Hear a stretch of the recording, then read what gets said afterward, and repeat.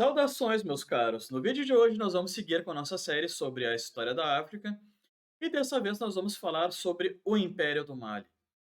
Foi um império bastante importante ali na África Ocidental, inclusive para a história do Brasil ele tem a sua importância, por quê?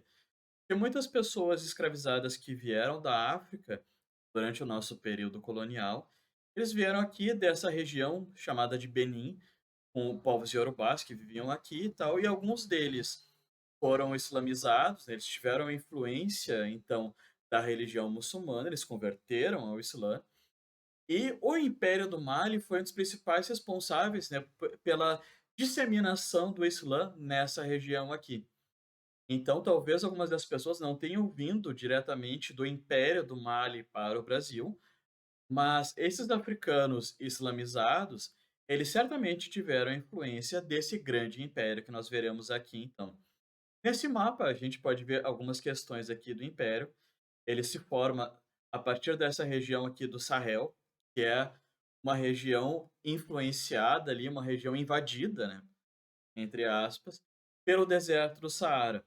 Então aqui nós temos várias cidades que eram muito importantes nesse comércio, principalmente de ouro, dessa região aqui para o norte da África e, consequentemente, depois para a Europa. Então, a partir do Sahel, aqui nós tivemos muitas cidades importantes. Logo abaixo, a gente tem essa região de rios aqui da savana, aquele clima que a gente está acostumado a ver em alguns documentários que aparecem leões e tal, com campinas extensas, né, em planícies e algumas árvores espalhadas. E já aqui no sul, nós temos então também algum pedacinho, né, de floresta tropical dentro desse Império do Mali. Então, um império, um reino simples, já tem esses três ambientes, essas três paisagens na sua formação. Aqui a gente também tem marcado pontos de mineração de ouro importantes aqui. E o Império do Mali tem essa grande característica, né? Ele foi seu desenvolvimento muito ligado à extração e comércio de ouro. E aqui do lado, também para abrir esse vídeo, nós temos uma imagem da famosa cidade de Timbuktu, aqui dessa região do Sahel. Era um ponto importante, né, para o comércio de ouro dentro do Império do Mali, e vai ser uma cidade de grande investimento, né, de um rei muito famoso do Mali, que nós falaremos a seguir. Essa cidade vai ser, então, uma representação, né, do processo de islamização, com várias mesquitas construídas ali, mas ao mesmo tempo com as particularidades, né, da arquitetura, da cultura dessa região do Império do Mali. Vejamos agora então alguns aspectos gerais da história do Império do Mali. Primeiramente, é importante a gente destacar essa localização, né? Se localiza aqui nessa região da África Ocidental, nas proximidades aqui do rio Níger, aqui embaixo. É um império que vai surgir no século XIII e vai se manter, apesar do seu declínio já no século XV, vai se manter com alguns territórios independentes até o século XVII. Então, qual é a origem do Império do Mali? Esse império vai se formar a partir de um pequeno reino que já existia na região, principalmente nessa parte aqui do Sahel, com algumas cidades que tinham grande relevância no comércio de ouro, né, ligando essa parte aqui da África Ocidental com o norte da África. Então, o antigo reino de Gana, ele cresceu principalmente a partir desse comércio do ouro. Mas, ali para essa época do século XIII, um reino vizinho, o reino de Sosso, vai fazer vários ataques às cidades de Gana. Naquela região vivia um povo chamado de Malinke, e entre eles tinha um grande rei chamado Sundiata. Então, esse Sundiata vai trabalhar ali na política para a unificação das diversas tribos malinkes, vai conseguir essa união, então, e vai fazer frente ao reino de Sosso e expulsar esse pessoal, formando assim, então, essa primeira unidade, né, desses povos malinques, formando o Reino do Mali, que depois vai se tornar no Império, conquistando outros povos, outras cidades da região. Então, assim se forma o Império do Mali. E para falar melhor sobre essa origem, né, eu vou fazer um vídeo específico futuramente para falar só sobre Sundiata Keita, é esse grande herói, essa grande personalidade, né, da história da fundação do Mali. Mas voltando para os aspectos gerais, então. As marcas da vida econômica do Império do Mali era a agricultura, pecuária, criação de gado, como eu falei no vídeo de introdução, era um ponto super importante para o desenvolvimento, né, desses povos, e principalmente, né, a questão da mineração. O ouro era o principal artigo, né, desse comércio do Império do Mali.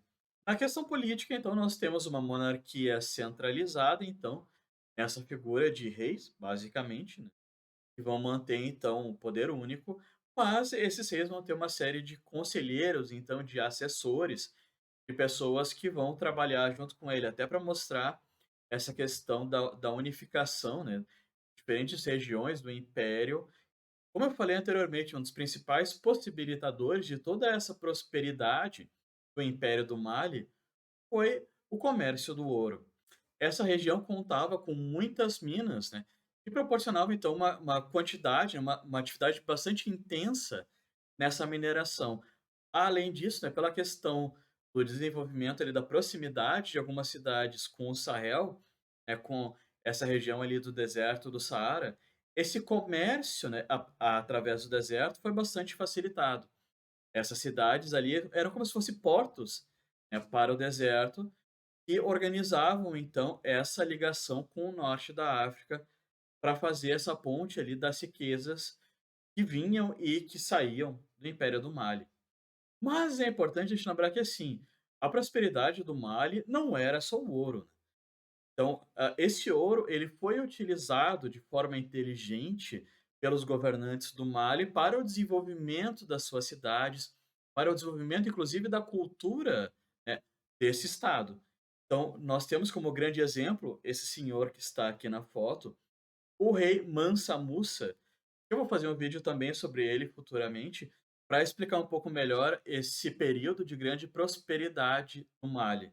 Mas, em resumo, a partir então dessa prosperidade que veio do ouro, esses governantes investiram na construção de cidades, no desenvolvimento de escolas, de pontos de estudo, assim, de uma forma geral, espalhados pelo império, de mesquitas, enfim, de bibliotecas.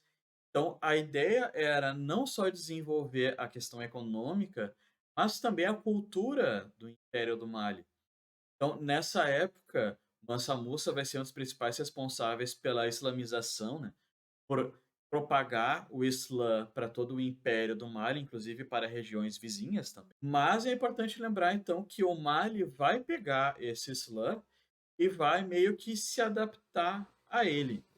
Então, esse período de prosperidade, de desenvolvimento das cidades do Mali, vão seguir até o século XV, quando, a partir de algumas guerras de sucessão, de competições comerciais entre essa elite do Mali, vai acabar gerando várias divergências que vão facilitar a invasão de um reino vizinho, que também nós falaremos aqui no canal em algum momento, o reino de Songhai. Para fechar esse breve resumo sobre o Mali, então, inclusive uma imagem aqui bastante representativa, né, sobre o Mali, as mesquitas de Timbuktu. Eu queria trazer aqui algumas questões sobre a importância do Islã, né, para o Império do Mali.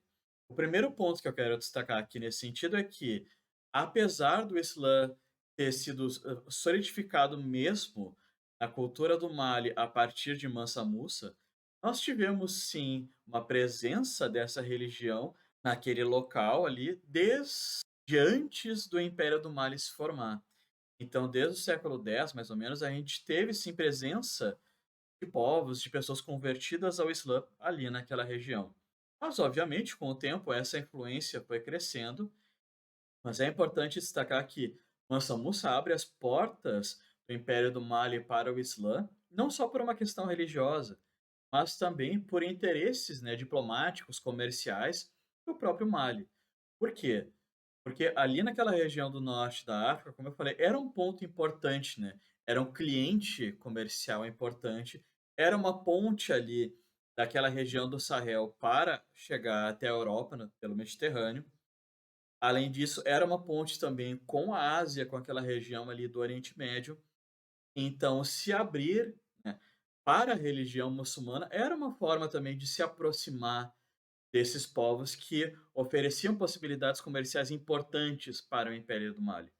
Mas o que aconteceu então nesse império é que a gente vai ter alguns centros urbanos que vão realmente ser grandes pontos da religião muçulmana nessa África Ocidental, mas ao mesmo tempo, principalmente no interior do Mali, a gente vai ter ainda uma forte presença de religiões animistas, né, de religiões ligadas aos ancestrais, religiões que não cederam espaço para a religião muçulmana.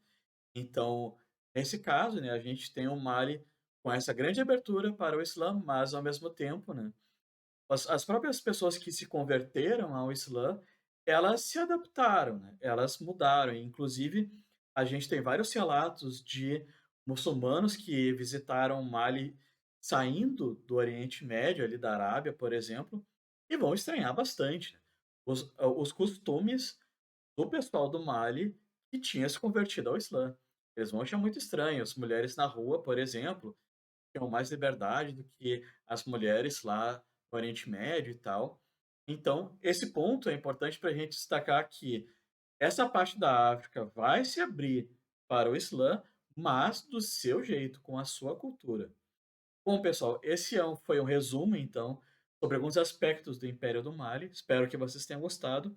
No próximo vídeo, então, falaremos sobre Sundiata, o herói do Mali, o leão do Mali. Bons estudos, abraço!